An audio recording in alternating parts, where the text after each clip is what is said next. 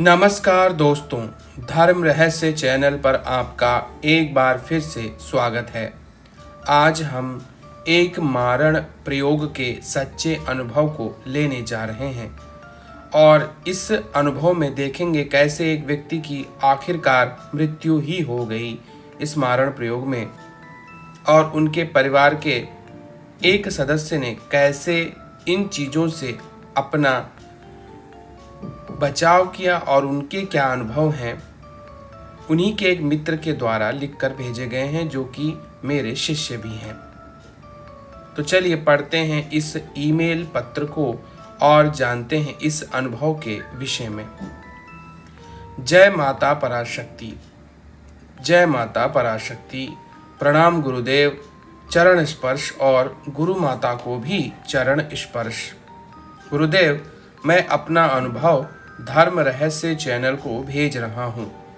यह अनुभव अन्य किसी चैनल पर प्रकाशित या भेजा नहीं गया है, इसकी जिम्मेदारी मैं लेता हूँ। यह अनुभव मेरे मित्र का है, जो कि आपसे ही दीक्षित है। गुरुदेव, मेरा नाम और ईमेल आईडी इत्यादि गोपनीय रखें। मेरे दादाजी बीमार हो गए थे, तो वो अपना आयुर्वेद के डॉक्टर वैद्य भी थे। उन्होंने भगवान राम के मंत्र की दीक्षा भी ले रखी थी। मेरे दादाजी का खुद का वैद्य का काम वह करते थे, अपनी खुद की दुकान में ही। तो अचानक ही उनका अच्छा खासा चलता काम कम होने लगा। इसके कारण वो चिंता में आ गए थे और फिर उन्होंने एक तांत्रिक को दिखाया। वह तांत्रिक ने कहा कि आपका कारोबार किसी क्रिया के द्वारा बांध दिया गया है। फिर वह तांत्रिक को उन्होंने कहा कि आप थोड़ी तांत्रिक क्रिया करवा लें। तांत्रिक क्रिया करवानी पड़ेगी आपके घर आकर। फिर एक हफ्ते के बाद रविवार को तांत्रिक घर आया और फिर रात को तांत्रिक क्रिया और हवन किया। उसने अपने साथ एक छोटी गुड़िया, सिंदूर, 5-4 चूड़ियाँ आदि सामान वह लाया था और हवन के बाद फिर उसने कुछ मंत्र बोले और उस काली गुड़िया पर सुइयां लगा दी और फिर उस गुड़िया पर लाल सिंदूर लगा दिया और नींबू लाल सिंदूर लगाकर उस पर सुइयां लगा दी थी।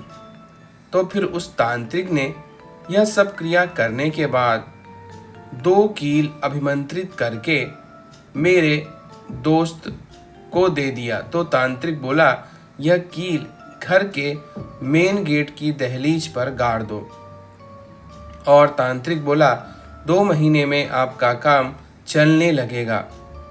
और जो भी तांत्रिक क्रिया करी हुई थी वह नष्ट हो गई। 2 महीने बीत गए। दादाजी उस तांत्रिक के पास गए और कहा कि जो भी काम चल रहा था वो पहले से भी अब खराब हो गया है। और दादाजी तांत्रिक के साथ उनकी कहासुनी हो गई और सारे पैसे उन्होंने वापस ले लिए। 1 साल के बाद दादाजी बहुत ही परेशानी और बीमारी में उनका शरीर आने लगा। काम धंधा भी बंद हो गया। दादाजी को अस्पताल लेकर गए, टेस्ट हुआ, अस्थमा की बीमारी निकली। फिर बीच में ठीक हो जाते और फिर बीमार हो जाते, ऐसा चलता रहा। फिर दादाजी का दोस्त आया उनसे मिलने के लिए। तब उसने दादाजी को कहा कि आप पर तंत्र क्रिया मारण प्रयोग किया गया है। और वह दोस्त माता ताली का भक्त था और दरबार भी लगाता था। तो उसने बोला, आपका 5 रविवार मेरे दरबार में माता के सामने हाजिरी लगानी पड़ेगी। पर दादाजी जान की हालत कह रहे थे कि इसलिए दादाजी के बदले उन्होंने अपने पोते को ही भेज दिया और जो भी क्रिया उन्होंने कहा बताऊंगा इसे कर लेना, आप लोग सही हो जाएंगे। फिर उस क्रिया को मैं उनके अभिमंत्रित जल जो दिया था, दादाजी को जल देने के बाद भी कोई फर्क नहीं पड़ा और तबीयत पहले से ज़्यादा बिगड़ने लगी। फिर उनको उठाकर हॉस्पिटल ले जाना पड़ा। फिर इलाज हुआ और कोई असर नहीं हुआ, तबीयत खराब होती चली गई। हॉस्पिटल से एक भाई ने कहा, इधर से घर ले जाओ क्योंकि यहाँ सब लूटने वाले बैठे हैं और इनका घर में ही ट्रीटमेंट करवाना। फिर दादाजी की दवाइयाँ और बाकी चीज़ों का बंदोबस्त कर दिया गया। फिर थोड़े से वो ठीक हुए, तब उन्होंने बोला कि अब अपने घर में पेंट करवा दो। फिर घर के बहुत सारे लोग आ गए, जो दादाजी ने कहा कि सब लोग यहाँ आप ऐसी बातें क्यों कर रहे हो। फिर उन्होंने बोला कि बहुत जल्दी आपको पता चल जाएगा कि क्या होने वाला है। फिर उसके कुछ दिन बाद दादाजी की हालत और ज़्यादा गंभीर हो गई। फिर उन्होंने खाना पीना कम कर दिया और वो लेटे लेटे ही खाते थे और ज़्यादा बातचीत भी नहीं करते थे। फिर जब मेरे दोस्त के पापा दादाजी को मिलने के लिए गए तो दादा बताए कि मैं जल्दी मरने वाला नहीं था, पर मेरे पर तंत्र क्रिया हुई है। फिर उसके 2 दिन के बाद दादाजी की तबीयत हद से ज़्यादा खराब हो गई।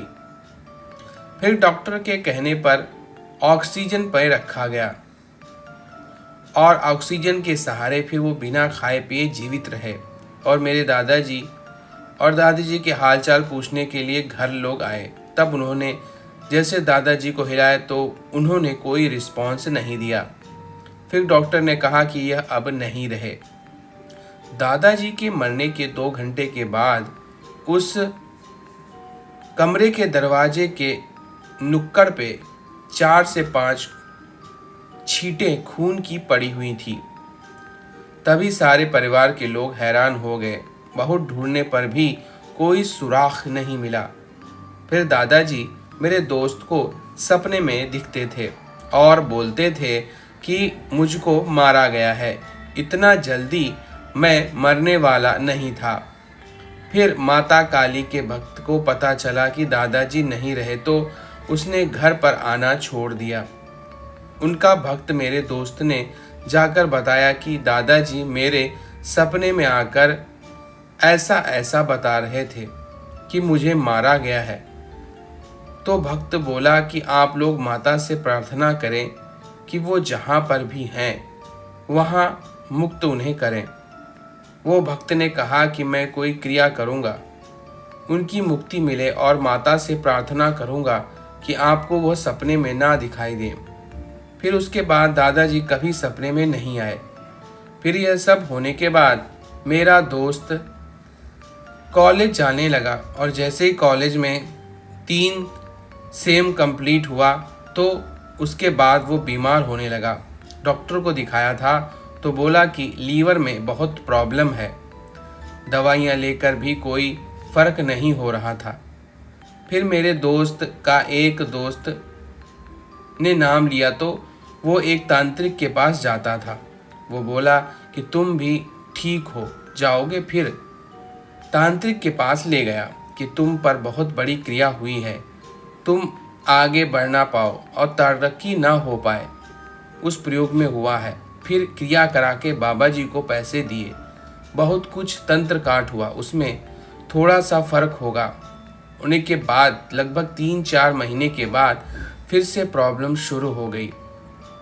डॉक्टर को दिखाया, कोई फर्क नहीं हुआ। फिर तांत्रिक बाबाओं के चक्कर में उससे हमारी 2 से 3 लाख की कमाई चली गई।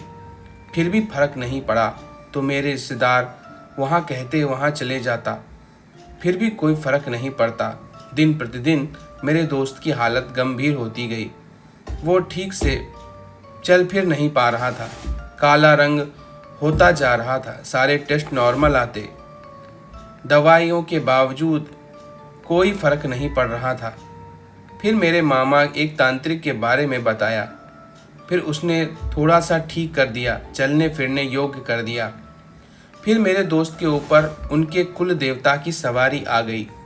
फिर ये बात चलने पर बहुत लोगों को दिखाया और यह सब बोले कि कुल देवता की सवारी आई है। फिर जिस तांत्रिक के पास गए थे उसने ठीक कर दिया और फिर कुल देवता की सवारी आई। और फिर तांत्रिक ने पूछा कि आप यहाँ क्यों आए हैं। फिर पूछने पर उन्होंने कहा कि मैं इनका कुल देवता हूँ। फिर तांत्रिक ने कहा, कहाँ से, स्थान कहाँ है। कुल देवता ने कहा, ये लोग मुझे भूल गए हैं, मेरी पूजा भी नहीं हो रही, ये लोग मुझे मानते भी नहीं हैं। फिर तांत्रिक ने कहा मेरे दोस्त को कि तुम 1 साल तक सवारी लेनी पड़ेगी ताकि पता चल सके कि कोई प्रेत वगैरह तो नहीं है ना। फिर सवारी आने पर पता चलने लगा और सबको विश्वास हो गया कि यही हमारे कुल देवता हैं। फिर 1 साल बाद उन तांत्रिक की मदद से कुल देवता की स्थापना कराई गई। फिर ये सब होने के बाद मेरे दोस्त ने उन तांत्रिक को गुरु मान लिया। फिर 5 साल तक सब कुछ सही चलता रहा और उसके बाद एकदम से कंडीशन खराब होती गई और दोस्त ने उनके गुरुदेव के पास जाना भी छोड़ दिया। फिर सब नुकसान होने लगा, पैसे की कोई बरकत नहीं हो पा रही थी, जो भी कमाते थे वो खर्च हो जाता। फिर मेरा दोस्त बहुत परेशान हो गया और माता काली के मंदिर गया, प्रार्थना करी कि माता मुझे कोई अच्छा गुरु मिले और यह सभी परेशानियां नष्ट करें। फिर सपने में गुरुदेव श्री सूरज प्रताप जी, सपने में ही उनसे दीक्षा मिल गई और स्वप्न में ही एक घर में हवन कुंड के आगे गुरुदेव आप बैठे होते हैं और आपके सामने मेरा दोस्त बैठा होता है। तब गुरुदेव उस हवन के अंतिम आहुति डालते हैं और कहते हैं कि आपकी दीक्षा संपन्न हुई। फिर सपना पूरा हुआ। तब मेरे दोस्त की एक और दोस्त मिला जो कि अघोरी था और साधना मार्ग से था। वो बोला कि मैं तेरे के ऊपर एक मंत्र देता हूँ जो कि तुझे ग्रहण काल में करना है, जो भी अनुभव होंगे वो तू मेरे को बताना। पास ही मेरे दोस्त को अनुभव हुआ, जो भी शक्ति दिखी वो उसे सब कुछ दिख रहा था। फिर उसने बोला कि मैं एक मंत्र और देता हूँ, जप करके सिद्ध कर ले। यह मंत्र रात्रि काल में जपना होगा। पर मंत्र के बाद कोई अनुभव नहीं हुआ और 8वें दिन मंत्र जाप कर जैसे ही सोया तो रात को ऐसा लगा जैसे कि कोई कमरे में है। पैरों के चलने की आवाज़ आई। फिर अगली रात्रि जाप करने के बाद सोया तो ऐसा लगा कि किसी ने पैरों के हाथ लगाया था। तब मेरा दोस्त डर गया और जैसे छुट की उठने की कोशिश की, वह उठ नहीं पाया। फिर माता काली का नाम जपने के बाद थोड़ा ठीक हुआ। फिर यह बात गुरुदेव मैंने आपको बताई तो गुरुदेव आपने बोला कि यह मंत्र काम पिशाचिनी का है। फिर आपने कहा बिना विधि विधान के मंत्र नहीं करना चाहिए। तब गुरुदेव आपने कहा इस समस्या से बचना है तो गुरु मंत्र होना चाहिए। तब गुरुदेव मैंने आपसे दीक्षा ले ली और आपके बताए निर्देश के अनुसार विधिवत क्रिया करके आपको गुरु माना। आपको मैंने पहले ही देख लिया था। फिर गुरु मंत्र लेने के बाद सब ठीक हो गया और माता के प्रति समर्पण बढ़ता ही गया और आपके जैसा गुरु पाकर मैं धन्य हो गया। गुरुदेव आगे का पत्र मैं कुछ दिनों में लिखकर भेज दूंगा। गुरुदेव मैंने और मेरे दोस्त का नाम छुपाया है क्योंकि यह जानना जरूरी है। गुरुदेव लिखने में कोई गलती हुई हो तो आप अपना नादान बालक समझकर मुझे क्षमा करें। गुरुदेव और गुरु माँ को शरण स्पर्श। कुछ प्रश्न हैं। गुरुदेव, दादाजी के मरने के बाद खून के छींटे क्यों पड़े थे? गुरुदेव, दादाजी दोस्त और माता काली का भक्त था तो दादाजी को बचा क्यों नहीं पाए? गुरुदेव, आपकी दीक्षा से पहले स्वप्न में देखने का क्या मतलब है और हवन की आहुति के द्वारा दीक्षा लेने के विषय में भी बताइए। गुरुदेव, जो भी आपका शिष्य बनता है वो पहले से ही गुरु मंत्र का जाप कर रहा था, इसका क्या मतलब होता है? तो देखिए, यहाँ पर जो दादाजी के मरने के बाद खून के छींटे आए, यह उन पर मारण प्रयोग को दर्शाता है। मुझे ऐसा विश्वास है कि उस तांत्रिक जो कि सबसे पहला तांत्रिक था, उसी ने इनके घर पर इनकी तरक्की बढ़ाने के चक्कर में पुतली के माध्यम से एक भयंकर प्रयोग किया था, ताकि पूरी तरह धन, रुपया, पैसा इत्यादि चीज़ें वह इनको वशीकृत करके इनके परिवार में बांध करके, जिसमें कीले वगैरह ठुकवाना होता है, इनके माध्यम से हमेशा प्राप्त करना चाहता था। इसी वजह से दादाजी की लड़ाई उस तांत्रिक से हुई थी, जिसकी वजह से वो और भी ज़्यादा क्रोधित हो गया होगा। और क्योंकि उसने स्थापित किया था उस घर में उस तंत्र को, तो वह नुकसानदेह हमेशा के लिए वह तंत्र होने वाला था। इन्हीं बातों पर हमेशा ख्याल रखना चाहिए। तंत्र बांधा नहीं, खोलने के लिए होता है। कभी भी पुतली तंत्र का प्रयोग खोलने के लिए नहीं, बल्कि बांधने के लिए किया जाता है, उस घर में बंधन करने के लिए या कोई गलत प्रयोग करने के लिए होता है। इसके अलावा माता काली के भक्त, और इसमें कई बातें सामने आती हैं। कौन भक्त कितनी अधिक तीव्रता रखता है, यह उस पर निर्भर करता है, इसलिए ऐसा हुआ होगा। और गुरु दीक्षा लेने से पहले स्वप्न में हवन करते देखना इस बात का प्रतीक है कि गुरु उत्तम है और आप उनसे पहले से ही पूर्व जन्मों के द्वारा जुड़े हुए हैं। और वही मंत्र अगर आप जाप कर रहे हैं तो इसका मतलब भी यही है कि गुरु से आपका पूर्व जन्म का नाता है।